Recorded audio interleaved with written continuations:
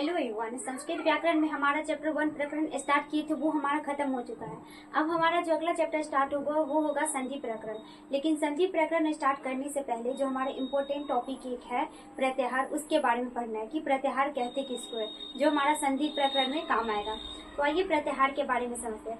तो प्रत्याहार का जो उत्पत्ति हुआ था, एक महर्षि पाणिनि नाम के एक ऋषि थे। महर्षि पाणिनि नाम के एक ऋषि थे जो 3000 वर्ष पूर्व डमरू के निनाद पे उन्होंने तांडव नृत्य किया था। कौन सा नृत्य किया था? तांडव नृत्य। जो डमरू से ध्वनि निकलती है उसको परिकल्पना करके उन्होंने 14 सूत्र दिए थे। कितने सूत्र दिए थे? 14 सूत्र दिए थे। तो महर्षि पाणिनि जो नाम के जो ऋषि थे, आचार्य थे, उन्होंने डमरू के धुन पे जो अपने परिकल्पना करके 14 सूत्र दिए थे, उन्हीं 14 सूत्र को हम प्रत्याहार कहते हैं। तो आइए 14 सूत्र किन्होंने दिया, क्या क्या है, तो उसके बारे में समझते। तो देखिए प्रत्याहार। तो प्रत्याहार जो है आचार्य पाणिनि के 14 सूत्रों के आधार पर प्रत्याहार की रचना की जाती थी। जो 14 सूत्र है जो आचार्य पाणिनि ने दिए थे, जो डमरू के निनाद पे जो ध्वनि निकलती थी, उस ध्वनि को परिकल्पना करके आचार्य पाणिनि ने 14 सूत्र दिए थे, उन्हीं के आधार पे प्रत्याहार की रचना की जाती है। किसकी रचना की जाती है? प्रत्याहार की। तो ये 14 सूत्र कौन कौन सा, आइए इनके बारे में समझते हैं। तो ये 14 सूत्र निम्नलिखित इस प्रकार है।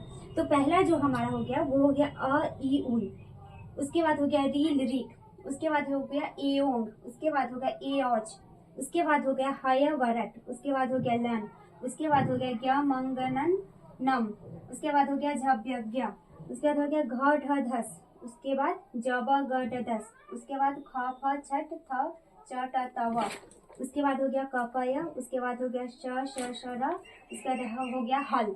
तो ये हमारा 14 सूत्र है। आपको इसी क्रम में याद करना होगा, एक भी इधर उधर सूत्र को नहीं करना होगा। अगर इधर उधर किए तो आपका ये जो प्रत्याहार बनाने का नियम है वो गलत हो जाएगा। तो ये 14 सूत्र सेम इसी क्रम में होगा, ना इसको इधर लिखना है ना उधर लिखना है, क्योंकि अगर इधर उधर लिखेंगे तो हमारा जो व्याकरण की जो रचना हुई थी वो सारा गड़बड़ हो जाएगा। तो ये 14 सूत्र इसी प्रकार है, जो परिकल्पना करके जो डमरू के जो धुन निकला था, जो ध्वनि निकला था, उसी ध्वनि पे इस 14 सूत्र का निर्माण हुआ था। तो ये 14 सूत्र इस प्रकार है। अब आइए प्रत्याहार बनता कैसे है। तो प्रत्याहार बनाने के नियम, तो प्रत्याहार बनाने के नियम है इन 14 सूत्रों में से, ये जो 14 सूत्र है, तो इन 14 सूत्रों में से किसी सूत्र का हलंत वर्ण को छोड़कर, यानी कि ये लास्ट वाला वर्ण है, इसको छोड़कर कोई वर्ण लेकर उसके बाद वाले किसी अन्य सूत्र के हलंत वर्ण को ले लिया जाए तथा दोनों वर्णों का योग कर प्रथम और हलंत के पूर्व सभी वर्णों की गिनती की जाए तो वह प्रत्याहार सिद्ध हो जाएगा। अब इसका कहने का मतलब क्या है? 14 सूत्र में से किसी सूत्र का, यानी कि हलंत वर्ण छोड़कर उसका जो कोई भी वर्ण लेकर उसके बाद वाले किसी अन्य सूत्र का हलंत वर्ण ले लिया जाए। जो पहला वर्ण लेंगे वो हलंत नहीं होना चाहिए, उसके जो बाद वाला जो वर्ण होगा वो हलंत होगा। पहले वाला वर्ण हलंत नहीं होगा, लेकिन बाद वाला जो वर्ण होगा वो हलंत होगा। और उसके बीच में जितने भी वर्ण होगा उसको अगर गिनती करेंगे तो वो हमारा प्रत्याहार सिद्ध हो जाएगा। अब आइए इसको बनाते कैसे हैं। तो देखिए इसको बनाते, पहले इसको हम मिटा देते हैं, सॉरी, पहले आप इतना लिख लीजिए, उसके बाद हम इसका बनाने का नियम बता देते हैं। देखिए प्रत्याहार बनता कैसे इन 14 सूत्रों में से प्रत्याहार की रचना होती है। तो आइए समझते हैं। तो इसमें हमारा नियम क्या था? 14 सूत्र में प्रत्याहार का कोई वर्ण, यानी किसी सूत्र का हलंत वर्ण को छोड़कर कोई वर्ण लेकर और उसके बाद वाले किसी अन्य सूत्र को हलंत वर्ण। ठीक है, अब इतना पहले लेते हैं हम किसी कोई वर्ण। तो कोई वर्ण मान लेते हैं हम, यहाँ का प्रथम जो सूत्र है उसका अ ले रहे हैं, अ। अब इसमें हमको लेना क्या है? कोई वर्ण लेकर उसके बाद वाले किसी अन्य सूत्र का हलंत वर्ण लेना। मान लेते इसका हलंत वर्ण क लेंगे, क। ये हमारा अक हो गया, अक एक प्रत्याहार। उसके बाद इसका नियम क्या कह रहा है? तथा दोनों वर्णों का योग कर, दोनों वर्णों को योग कर दिए, दोनों वर्णों को योग कर दिए, यानी कि अ और क दोनों को योग कर दिए। योग कर प्रथम इसमें और हलंत के पूर्व, इसमें प्रथम लेना है और हलंत के पूर्व सभी वर्णों की गिनती की जाए तो वो प्रत्याहार सिद्ध हो जाएगा। तो यानी कि इसमें प्रथम लेना है और हलंत से पहले वाले वर्ण। तो प्रथम इसमें कौन सा आ गया वर्ण? अक्स में अ, उसके बाद कौन सा? ई, उसके बाद उ, उसके बाद हो गया इसमें हलंत को छोड़ देना, हलंत को लिखना नहीं है। इसमें क्या है? हलंत यहाँ पे क्या बोला? हलंत के पूर्व सभी वर्णों को। तो इसमें हलंत को छोड़कर पहले क्या लिखे थे हम? किसी सूत्र का, इसमें हलंत वर्ण लेना नहीं है, हलंत वर्ण को लेना नहीं है। तो इसमें सिर्फ ये आएगा अ ई उ, उसके बाद हो जाएगा री, उसके बाद हो जाएगा लरी, तो ये हमारा हो गया अप प्रत्याहार। एक बना कितना, अप प्रत्याहार बना। तो अप प्रत्याहार यानी कि किसी सूत्र का हलंत वर्ण को छोड़कर, इसमें हलंत वर्ण को छोड़कर कोई वर्ण ले लेंगे, कोई वर्ण ले लेंगे। अब किसी अन्य सूत्र के उसके बाद वाले किसी अन्य सूत्र का हलंत वर्ण लेंगे और उसके बाद जब दोनों का योग करेंगे तो प्रथम और हलंत वर्ण के पूर्व सभी जितने भी वर्ण आएगा उसको अगर गिनती करेंगे तो वो हमारा प्रत्याहार सिद्ध हो जाएगा। अब ये हमारा एक बन गया अप प्रत्याहार। उसी तरह से मान लीजिए अब हम बनाते हैं यहाँ पे आपका, मान लीजिए यहाँ से आपका बनाते हैं हन प्रत्याहार। हन प्रत्याहार बनाते हैं तो हन बनाएंगे ह और न, हन प्रत्याहार। अब इसमें देखिए कितना वर्ण आता है हन में, हन तो इसको छोड़ देंगे, इसको नहीं लेंगे, यहाँ से लेंगे तो ह य व र और ल, ये हमारा हो गया हन प्रत्याहार। ये हो गया हन प्रत्याहार। उसी तरह से मान लीजिए आपका, मान लेते हैं यहाँ से कल प्रत्याहार बना दें, कल प्रत्याहार। तो कल प्रत्याहार में ल को नहीं लेंगे और यहाँ से आपका जितने भी हलंत वाला वर्ण है उसको नहीं लेंगे। यहाँ से य भी नहीं आएगा, यहाँ से र भी नहीं आएगा, तो क्या आ जाएगा क प तलावे स मूर्धन्य स दंती स और यहाँ का ह। तो ये हमारा हो गया कल प्रत्यय। क्या हो गया, कल प्रत्यय, सॉरी कल प्रत्याहार हो गया। क्या हो गया, कल प्रत्याहार। तो ये हो गया हमारा कल प्रत्याहार। तो इसी तरह से हमारा जो प्रत्याहार बनता है वो टोटल 42 बनता है। कितना बनता है, 42 बनता है। इसी तरह से और इसी 42 प्रत्याहार को जोड़कर, मतलब इसी को अध्ययन करके हमारा जो जितने भी व्याकरण बनता है वो सारा इसी से बनता है। तो ये हमारा प्रत्याहार है। तो इसमें कितने बनता है वो उसको लिख देते हैं। तब तक आप इसका एग्जाम्पल लिखिए, उसके बाद कितना बनता है वो लिख देते हैं। तो आइए 14 सूत्रों से जो हम प्रत्याहार बनाए थे उसमें से कुछ लिख दिए हैं, मतलब कुछ समझा दिया आपको। अब इसका आगे देखते हैं कि किस तरह से कौन कौन सा प्रत्याहार बनेगा। तो उसमें से हम कुछ लिख दिए हैं और कुछ आप लोग बना लीजिएगा कि किस तरह से बनता है। आइए हम उसको बताते हैं कि किस किस तरह से बनेगा प्रत्याहार हमारा। तो इसमें से जो हमारा बनेगा अट अन इन उक झल जस यन सर एज एंग इक आदि, इस प्रकार टोटल 42 प्रत्याहार बनेंगे। कितने प्रत्याहार बनेंगे, 42 प्रत्याहार।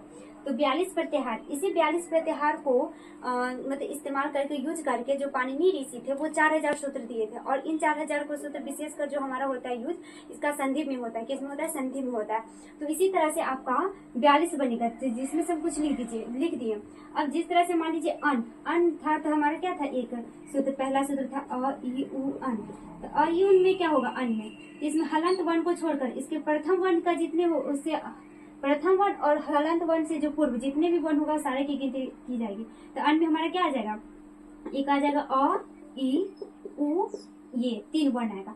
तो उसी तरह से आपका जो सूत्र है उसमें से भी आप बना सकते हैं। तो जिस तरह से इसमें क्या था, जैसे इन बनाएंगे तो इन में हमारा कितना प्रयोग बन जाएगा, ये हो गया हमारा अन का। ये अब इन बनाते थे, इन में हलंत वर्ण को छोड़कर और प्रथम वर्ण को लेकर, हलंत वर्ण के पूर्व और प्रथम वर्ण को लेकर जितने भी वर्ण आएगा वो सारे हमारा प्रत्याहार हो जाएगा। तो इसमें कितना आ रहा है, इन में प्रथम वर्ण ई और हलंत वर्ण से पूर्व क्या है, उ। तो ये हमारा इन में आएगा, 2 वर्ण आएगा, आ जाएगा। उसी तरह से जितने 14 सूत्र लिखा है उसको आप उसी क्रम में याद कीजिएगा, उसी क्रम में उसको लिखिएगा और उसी क्रम में प्रथम वर्ण लेकर और हलंत वर्ण लेकर। तो हम इसको लिखेंगे कैसे, प्रथम वर्ण को गिनती करेंगे और हलंत वर्ण से पूर्व जितने भी वर्ण आएगा तो सारे को गिनती करेंगे। लेकिन उसके बीच में जो हलंत वर्ण आएगा उसको छोड़ देंगे, हलंत वर्ण जो आएगा उसको छोड़ देंगे। जैसे अयुन था, उसके बाद हमारा क्या था, एक था हमारा रिलिरिक, ये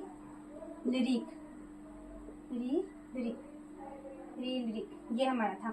ये हमारा पहला सूत्र था, ये हमारा दूसरा सूत्र था। तो मान लीजिए आपको हमको लिखना है उप प्रत्याहार लिखना है। तो उप प्रत्याहार लिखना है, तो उप प्रत्याहार में प्रथम वर्ण यानी कि हलंत वर्ण से पूर्व, तो हलंत वर्ण से पूर्व कौन सा है, इसमें प्रथम वर्ण उ आ जाएगा, हलंत वर्ण से पूर्व, और इसमें भी हलंत वर्ण से पूर्व कौन सा है, उ।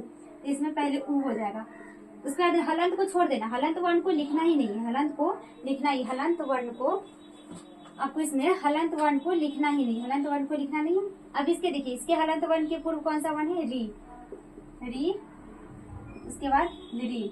तो ये हमारा हो गया। इसी तरह से प्रत्याहार बनेगा। अब मान लीजिए हमको ये बन गया हमारा उक, मान लीजिए हमको बनाना है इक प्रत्याहार, इक प्रत्याहार बनाना है। इक प्रत्याहार में इसमें देखिए लास्ट तक कितना आ रहा है, 2, इसमें एक हलंत आ रही है, इस हलंत को छोड़ देंगे और लास्ट वाले जो हलंत जो बताए थे उस हलंत वर्ण को भी छोड़ना है। तो इसे प्रथम वर्ण कौन सा ले रहे, ई, तो ये हमारा ई गिनती हो जाएगा, प्रथम वर्ण गिनती होगा, हलंत को छोड़ना है। उसके बाद हो जाएगा हमारा उ, उसके बाद इसमें हलंत को छोड़ना है। फिर इसके हलंत के पूर्व कौन सा वर्ण है, री, उसके बाद कौन सा है, लरी। इसी प्रकार आपका 14 सूत्र है। तो इसी प्रकार आप इसको सारे वर्ण को, मतलब प्रथम वर्ण और हलंत वर्ण को लेकर उसके बीच का जितने भी वर्ण आएगा सारे को लिख दीजिएगा। तो इस तरह से हमारा प्रत्याहार बन जाएगा, प्रत्याहार सिद्ध हो जाएगा। तो ये हमारा था प्रत्याहार टॉपिक, जो हमारा संधि में काम आएगा। तो आप इसे अच्छे से लिख लीजिएगा। अगर आपको इसमें कोई भी डाउट होगा तो आप कमेंट कर दीजिएगा, हम इसको पूरे अच्छे से बता देंगे कि कैसे कैसे और कहाँ पे आप लोग को डाउट आ रहा है। आप ये लिख लीजिए। उसके बाद इसका जो हमारा जो संधि चैप्टर है, हम अगले क्लास में स्टार्ट करेंगे कि संधि किसे कहते हैं, संधि का प्रयोग क्या है और संधि बनते कैसे है, जो एग्जाम में बहुत इंपॉर्टेंट है हम लोग को बिहार बोर्ड में। संस्कृत जो हमारा सब्जेक्ट का, संस्कृत सब्जेक्ट का जो एग्जाम होता है उसमें। तो आप इसे लिखिए। अगर कोई भी डाउट हो तो कमेंट कर दीजिएगा। आपको क्लास अच्छा लगे तो लाइक, शेयर और सब्सक्राइब कर दीजिएगा। तब तक के लिए ओके, बाय, थैंक यू।